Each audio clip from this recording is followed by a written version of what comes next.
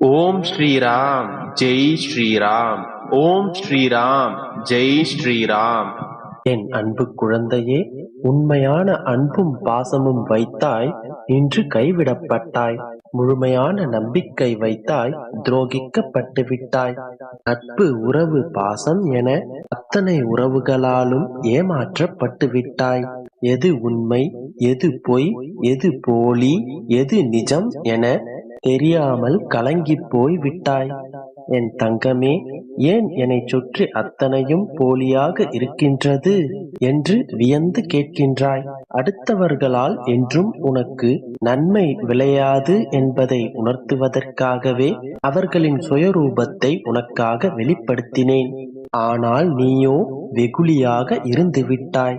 உன்னுடைய அன்பு குணத்தை, அப்பாவி குணத்தை அவர்கள் அவர்களுக்காக பயன்படுத்திக் கொண்டார்கள். உனது பொருளையும் நம்பிக்கையும் நீ இழந்து விட்டாய். அவமானமும் பட்டாய்.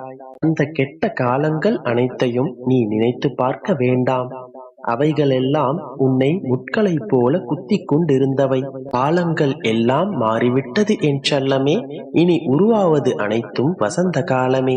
உனது கையை பிடித்து உன்னை தூக்கி நிறுத்துகிறேன்.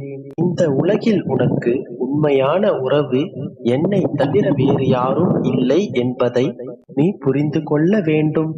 அதனால்தான் பொய்யான உறவுகள் அனைத்தையும் உன்னை விட்டு விலக்கி வைத்தேன். நீ சில உண்மைகளை புரிந்து கொள்ள வேண்டும். சில உறவுகளின் முகங்களை தெரிந்து கொள்ள வேண்டும். அதற்காகத்தான் இத்தனை நாள், இத்தனை முறை உன்னை சுற்றி இருப்பவர்களின் போலி முகங்களை வெளிக்காட்டிக் கொண்டிருந்தேன். உன்னை கேலியாக நினைக்கிறார்கள், உனக்கான மரியாதையை கொடுக்கவில்லை என்று வருத்தப்பட்டு கொண்டிருக்கின்றாய். நீ வருந்தாதே. எல்லாவற்றிற்கும் காலம் நிச்சயமாக பதில் சொல்லும். உன்னுடைய சுயமரியாதையை இழந்து அடுத்தவர்களிடம் பயம் கொண்டு அவர்களுக்கு அடிபணிந்து போக வேண்டும் என்று எந்த அவசியமும் இல்லை. உன்னை புரிந்து கொள்பவர்கள் மட்டும் உன்னை சுற்றி இருந்தால் போதும். உன்னை குறை கூறுபவர்களின் பேச்சை நீ உன் மனதில் ஏற்றுக்கொள்ளாமல் சென்று கொண்டே இரு. இவர்கள் எவரும் உன் வாழ்க்கையில் பயணிக்கப் போவதில்லை. நீயாக இரு. உன் வாழ்வில் என்றும் அமைதி, மகிழ்ச்சி நிலைத்திருக்க வேண்டுமெனில் பிரச்சனைகளையும் பிரச்சனைக்குரியவர்களையும் தூரத்தில் வை. தேவையில்லாமல் உன்னை சுற்றி இருப்பவர்களிடம் கோபத்தை காண்பிப்பது தவறானது. நல்ல விஷயங்களுக்காக மனதில் மாற்றங்களை ஏற்கலாமே தவிர வேறு எதற்காகவும் நீ உன் மனதையும் உன்னையும் மாற்றிக்கொள்ளாதே. நீயாக வாழ். வாழ்க்கையே உனக்கு மிகச்சிறந்த ஆசானாக உன்னை வழி நடத்தும். உனக்கான வெற்றியை உன்னால் மட்டுமே நிறைவேற்ற முடியும், பெற முடியும். உன்னை விட்டு சென்ற உறவுகளை பற்றி என்றுமே கவலைப்படாதே. உன் கடமைகளை செம்மையாக செய். உன் வாழ்வில் நீ முன்னேறு. அப்பொழுது பிரிந்த உறவுகள் அனைவரும் உன்னை தேடி வருவார்கள். நம்பிக்கையோடு போராடு, வெற்றி நிச்சயம். என் அன்பு குழந்தையே, இப்பொழுது உன் வாழ்வில் உன்னை சுற்றி நடக்கும் விஷயங்கள் உனக்கே புரியாமல் மர்மமாக இருக்கின்றது. சில விஷயங்களுக்கு காரணங்கள் புரியாமல் புதிராக தோன்றுகின்றது. ஏன் என் வாழ்வில் இப்படியெல்லாம் நடக்க வேண்டும், இப்படியெல்லாம் நடக்கும் என்று நான் கனவில் கூட கண்டதில்லை என்றெல்லாம் திகைத்துக் கொண்டிருக்கின்றாய். அடுத்து என்ன செய்வது என்பதை உன்னை சுற்றியுள்ள உறவினர்கள், நண்பர்கள் என யாராகினும் அவர்களிடம் உன்னுடைய கருத்துக்களை கேட்டுக்கொண்டிருக்கின்றாய். பல வெவ்வேறான கருத்துக்களை நீ பெற்றுக்கொண்டிருக்கின்றாய். ஆனால் அதிலும் உனக்கு பெரும் குழப்பம். எது சரி, எது தவறு, யார் உனக்கு நலம் விரும்பி யார் உன்னை வஞ்சிக்கிறார்கள் என்று எதுவுமே புரியாமல் கலக்கத்துடன் இருக்கின்றாய். ஒரு கணம் இது நமக்கு சரியாக இருக்கும் என்று யோசித்தவுடன் அடுத்த நிமிடமே இது தவறாக இருக்குமோ என்று கலங்கிக் கொண்டிருக்கின்றாய். எதை நம்புவது, யாரை நம்புவது என்று குழம்பிக் கொண்டேதான் இருக்கின்றாய். ஆனால் உன்னுடைய சுயம் இதுவல்ல.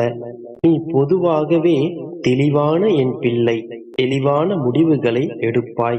யாரேனும் பிரச்சனை என்று உன்னிடம் வந்தால் அவர்களுக்கு தெளிவான முடிவுகளையும் சரியான தீர்வுகளையும் உன்னால் கூற இயலும். அந்த அளவிற்கு தெளிவான புத்தி கொண்ட என் பிள்ளை நீ. ஆனால் உனக்கென்று ஒரு பிரச்சனை வரும்பொழுதுதான் இத்தனை குழப்பங்களுடன் போராடிக் கொண்டிருக்கின்றாய். இத்தனை குழப்பங்களுக்கும் என்ன காரணம் என்று உனக்கு தெரியுமா? என் தங்கமே, இப்பொழுது உன் வாழ்வில் உன்னை சுற்றி மாயை சூழ்ந்து கொண்டிருக்கின்றது. மாயை சூழ்ந்து கொண்டிருக்கும் பொழுது எல்லா மனிதருக்கும் இவ்விதமான குழப்பங்கள் வருவது இயல்புதான். நீ மனதில் ஒன்றை நினைக்க நடப்பது வேறொன்றாக இருக்கும். உன் பிடியிலிருந்தும் உன் கையிலிருந்தும் நழுவுவது போன்றே உனக்கு தோன்றும். எல்லாம் உன்னிடமிருந்து பறிகொடுப்பது போன்ற எண்ணத்தை உன்னால் தடுக்கவே முடியாது. தண்ணீரில் அடித்து வரப்பட்ட மரக்கட்டை எப்படி நீரில் ததும்பிக் கொண்டிருக்குமோ அதுபோல நீ மாயை என்கின்ற தண்ணீரில் ததும்பி கஷ்டப்பட்டு கொண்டிருக்கின்றாய். உன்னையும் மீறி உன் மீது மாயை என்கின்ற வலை சிக்கிச் சூழ்ந்துள்ளது. அதன் பிடியிலிருந்து மீள மோதிக்கொண்டிருக்கின்றாய். அதன் பொருட்டே உன்னுள் எழும் இந்த போராட்டங்கள். என் தங்கமே, இப்பொழுது இந்த சூழ்நிலையில் உன்னுடைய கோபத்தை சற்று குறைத்துக்கொள். நிதானத்தை வளர்த்துக்கொள். கோபம் நீ உனக்கே தரும் தண்டனை, உன் மனதிற்கு நீயே ஏற்படுத்தும் ஒரு வலி. எனவே கோபத்தை முழுவதுமாக குறைத்துக்கொள். கோபத்தால் உன் நிலையிலிருந்து நீ நிதானமின்றி தவித்தாலும் அதன் இரு நுனிகளையும் நான் என் கையில் பத்திரமாக பிடித்து வைத்துள்ளேன். இறுக பற்றி கொண்டுள்ளேன். மீண்டும் அதை உன்னிடமே மீட்டுத் தருவேன். உன் மனதில் உள்ள எல்லா விதமான எதிர்மறையான எண்ணங்களையும் அழித்து உன்னை பக்குவப்படுத்துவேன். என் அன்பு குழந்தையே, நான் உன்னோடு இருக்கும்போது ஏன் அப்படி நடந்து விடுமோ இப்படி நடந்து விடுமோ என்று எந்நேரமும் கவலைப்பட்டு கொண்டிருக்கின்றாய்? வருவது வரட்டும் என்று உறுதியாக எப்பொழுதும் நிதானத்துடன் நம்பிக்கையுடன் செயல்பட்டு பார். அப்பொழுது நீ மிகுந்த பலனை அடைவாய். ஒரு காரியத்தில் ஏமாற்றமோ தோல்வியோ அடைந்தால் அதிலிருந்து நீ பெற்ற அனுபவத்தை வைத்து அடுத்த முயற்சியில் திறம்பட செயல்படு. மீண்டும் மீண்டும் தோல்வியடைந்தால் ஏன் எங்கு தவறு செய்கின்றோம் என்று ஆராய்ந்து பார். தோல்வியடைந்து விட்டால் வாழ்க்கை முடிந்தது என்று எந்த அர்த்தமும் இல்லை. எனவே எதற்காகவும் அஞ்சாதே.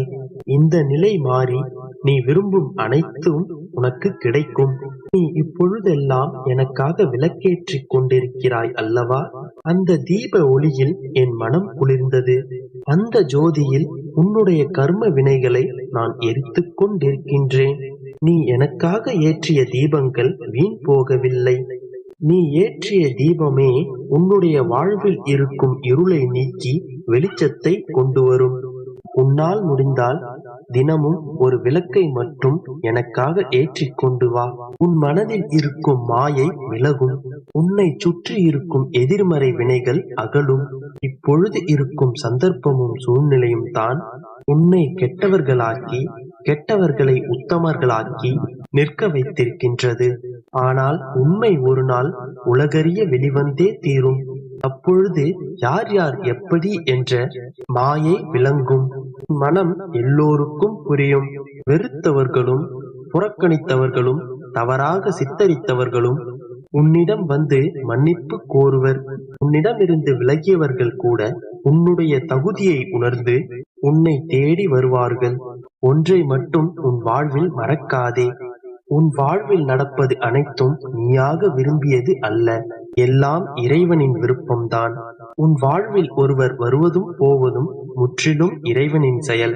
அவர்கள் வருவதை நினைத்து மகிழாதே. போவதை நினைத்து வருந்தாதே. அமைதியாக எல்லாவற்றையும் கடந்து செல். ஏனென்றால் இந்த வாழ்க்கையில் அனைத்தும் கடந்து போகும். இந்த உலகத்தில் எதுவும் நிரந்தரமல்ல. மாற்றம் ஒன்றே மாறாதது. இப்படி இருக்கும் பொழுது உன்னுடைய துன்பம் மட்டும் எப்படி நிரந்தரமாகும்? எனவே துணி